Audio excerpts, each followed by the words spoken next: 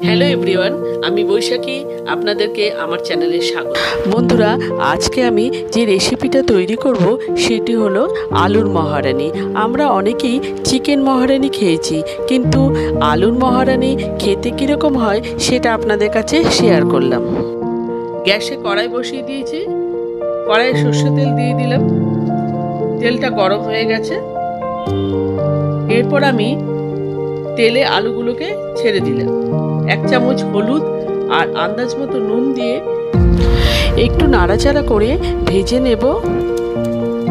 এরপর আলুগুলো ভাজা হয়ে গেছে, একটা প্লেটে তুলে নিলাম। এরপর ওই তেলে 1 চামচ গোটা জিরে দিয়ে দিলাম, আর দিয়ে দিলাম লবঙ্গ আর দারচিনি। এরপর মশলাটা একটু ভাজা ভাজা হয়ে গেলে টমেটো পিউরি দিয়ে দিলাম। আমি এখানে একটা বড় গোটা টমেটোকে পিউরি করে নিয়েছি। বন্ধুরা, আপনারা যারা নিরামিষ খান তারা এই রেসিপিটা অনায়াসেই তৈরি করে নিতে পারবেন। সামান্য পরিমাণ হলুদ দিয়ে দিলাম আর স্বাদ মতো নুন দিয়ে দিলাম। এরপর দিয়ে দিলাম নারকেল কোড়া।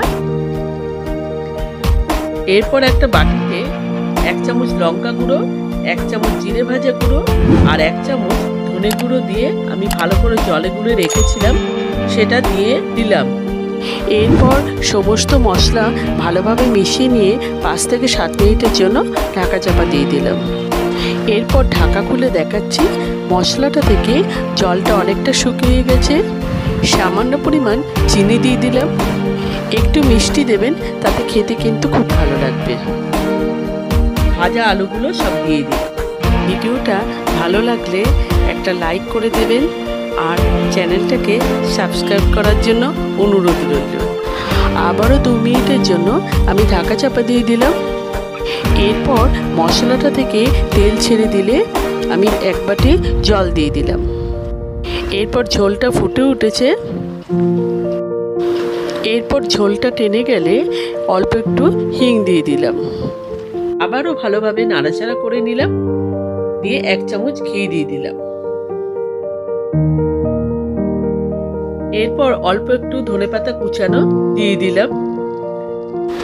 বন্ধুরা, আজকের আলুর মহারানি আমার রেডি হয়ে গেছে। বন্ধুরা, আপনারা এইভাবে একবার অন্তত বাড়িতে বানিয়ে দেখতে পারেন। আশা করি বাড়ির সবার ভালো লাগবে। আপনারা যারা আমার ভিডিওটা যে যেখান থেকে দেখছেন তাদের পাশে থাকার অনুরোধ রইল। Till then, take care, bye by.